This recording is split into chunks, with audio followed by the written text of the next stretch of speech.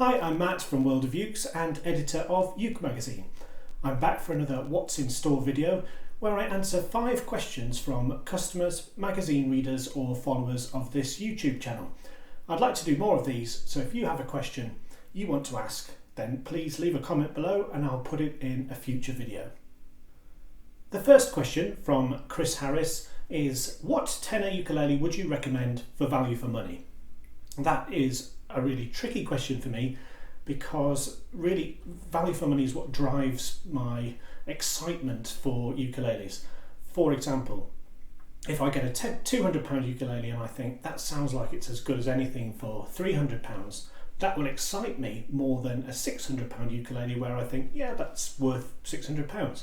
So a lot of what I do, a lot of what I promote the most is things that I think sound better than the price tag suggests. So that's a bit of a mantra of mine. So there's lots that I have that is good value for money because that's what I look out for in a ukulele. So to cover some examples, Uma is a brand that have really been coming to the fore this year with some really good models at an incredible price, I think. One of those tenors is the Uma UK20 ST.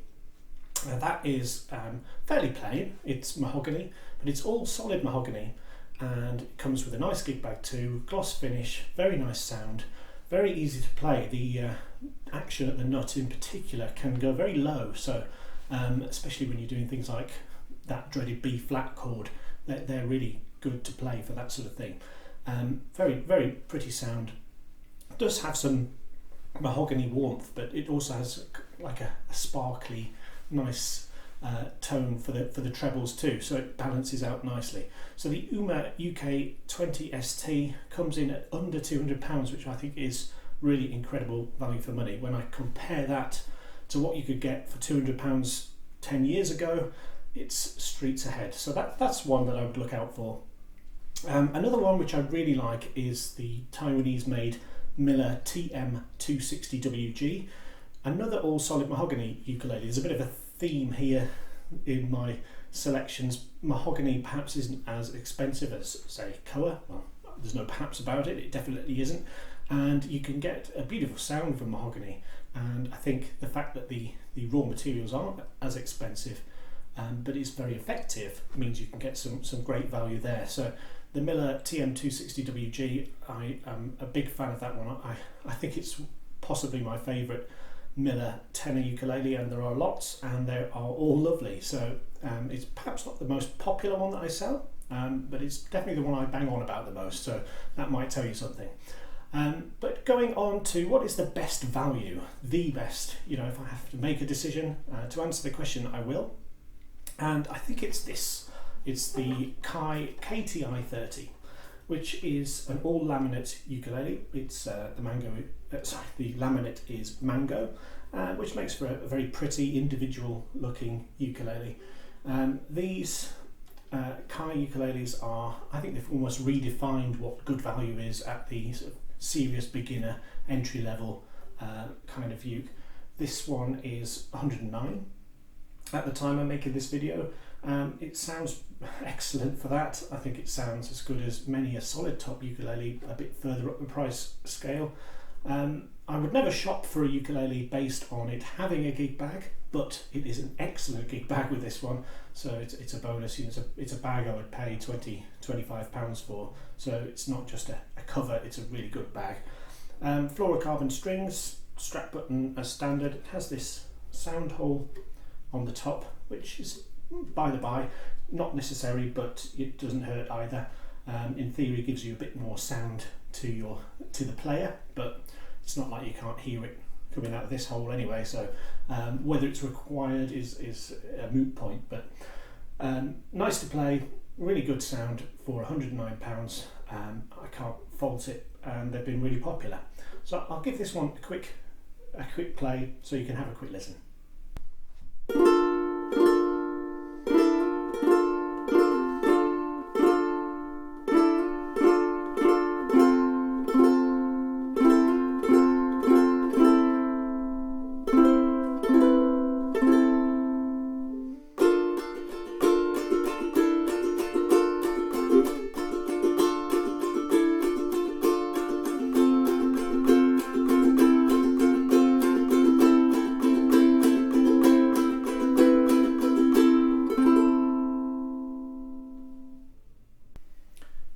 question comes from Elaine Timpson, and she asks, what are the tunes you play in your demo videos? In fact all of the tunes I play are made up by me. I didn't want to run into any copyright issues, and also I didn't want to play anything that was too hard for me. So writing them myself definitely overcomes that. I am going to work on a PDF of all the little tunes from the various demo videos I've done, so that people can download that from my website. So I'm working on that at the moment, because currently they're all in my head. Occasionally I get requests from people saying, oh, I like that tune that you're playing at 1 minute 23 in this demo video, what are you playing?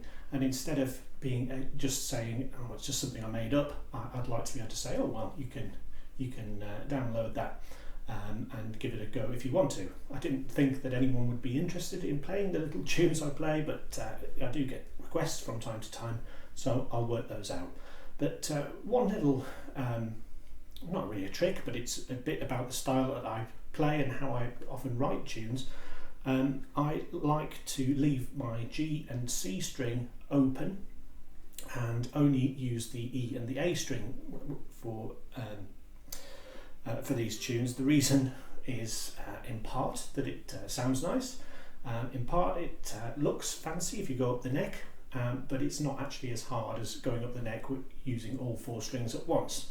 So it's a bit of a, not really a cheat, but it's a sound that I like, and I think it's quite easy to do.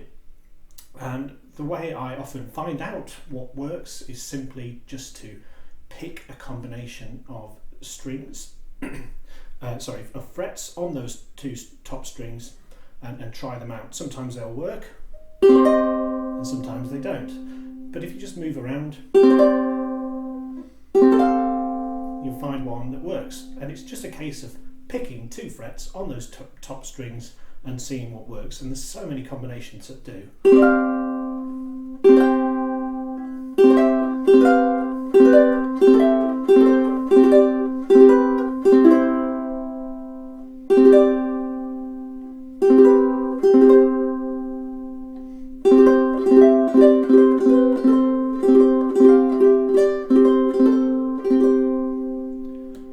So if you fancy trying to learn them without the tab that's coming, just pick combinations of strings on the top 2 strings and try it out, because you'll find lots of shapes that work nicely together.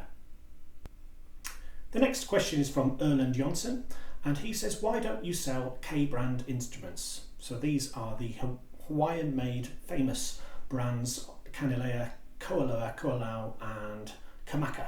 I've got them all off the tip of my tongue in the end. I've nothing against them. I think they're great instruments, and I have sold Kanilea in the past, and also when I started I was very big into Imua ukuleles, which are also made in Hawaii, though they're made anymore.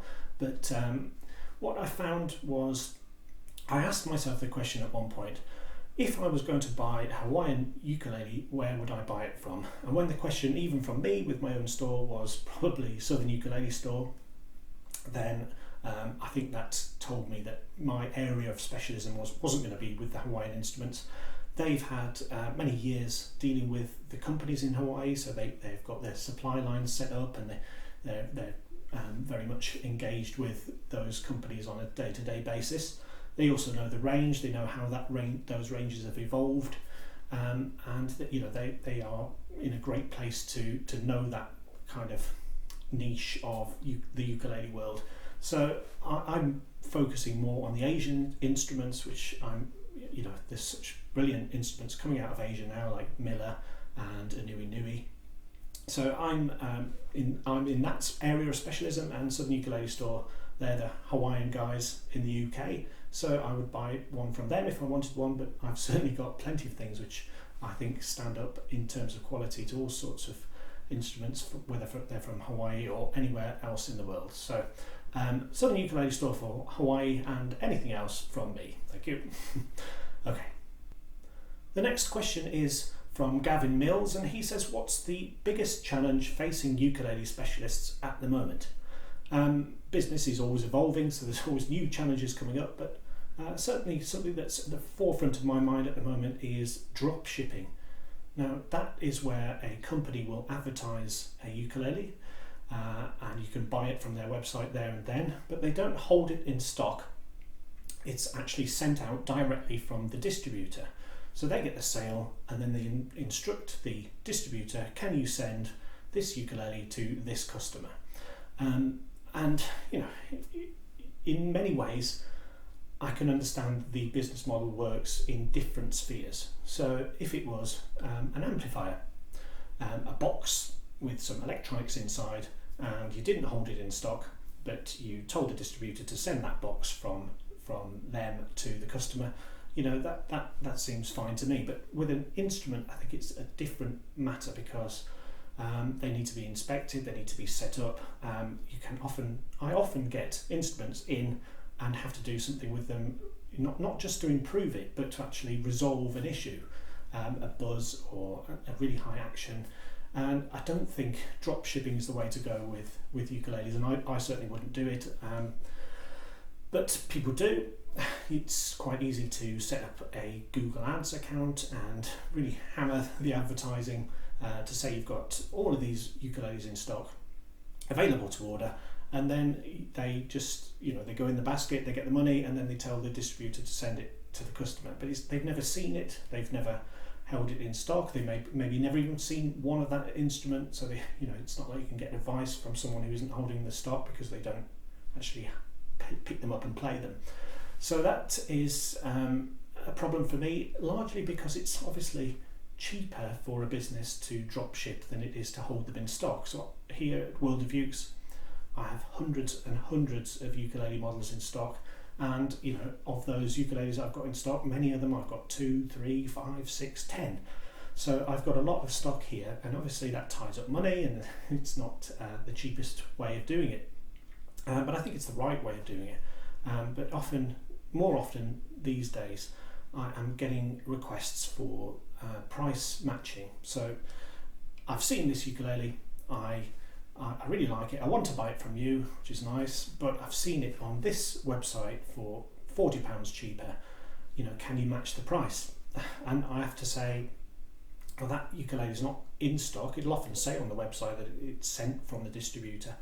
So I have to say, I've got it in stock, I'll look at it, I'll resolve any issues, I will set it up for you and get it out to you, having seen it and played it and being happy with the fact that it's going out to you. That costs money, there's time involved with doing that. So I can't really compete with that kind of business model. So I'm basically relying on my customers to know that added value is in there, and if they see something £20 cheaper for somewhere else, but it's coming out direct in a drop ship way, then hopefully they'll see the value for me and continue to use me. But that's certainly a challenge that occupies my mind often at 3 a.m. when I tend to wake up and start worrying about stuff.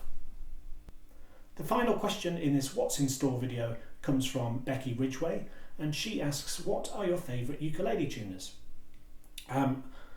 I think the answer to that is I'm not too fussy when it comes to tuners. As long as they turn smoothly and do the job, then they're okay with me generally. I know there are people who like, especially those who like vintage instruments or play vintage style music, and they want their instruments to look traditional, that aren't keen on the geared tuners with the ears sticking out the side. It's not a problem for me, but obviously what people like the look of is their own preference, so I can totally understand that. But I'm perfectly fine with any kind of tuners really, as long as they do the trick. These ones on this Miller ukulele are made by De Young, which is always a name I look out for. I think, they'll be good. Grover is another for your geared tuners, who make very reliable and quality bits of kit for your uke. So they're two names to look out for. I think my favourite though, actually, and it's nothing to do with the appearance, but these are Goto UPT tuners. So they kind of appeal to often to those players of vintage style instruments who want their uke to look as traditional as possible. But then they also appeal to people like me who like the functionality of geared tuners. because these aren't actually friction pegs, although that's what they look like. The Goto UPTs have gears inside, and they are so smooth turning and very, very quick to tune as well, but that instantly hold. So if I was to tune this G string, I'll tune it down first. You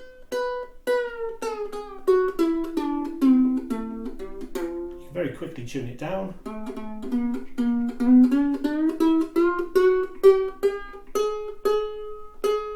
And very quickly tune it up again, and they're so smooth, so rapid. They're really good. I mean, maybe part of that comes from the fact that I often get these instruments and they have no tension on the strings whatsoever, and turning your tuners over and over, trying to get it up to pitch is a bit of a pain, and I do that more than most. So the fact that these do that in such a rapid fashion and so smoothly and then hold it nicely. Goto UPTs are my favourite ukulele tuners. So thank you for watching this edition of What's in Store and listening to me ramble on a bit. I'm here on my own in the office, as I nearly always am, so having the opportunity to talk to you, even though it's a bit one way, has been good for me. If you have any questions you'd like to ask for a future edition, please do let me know. The more the merrier, and I'll do more of these videos. If you want to subscribe to my YouTube channel, then please do. There's 350 plus ukulele videos on there, and the encouragement of more subscribers will hopefully spur me on to make more and better content, so please do subscribe. Thanks for watching, and see you next time.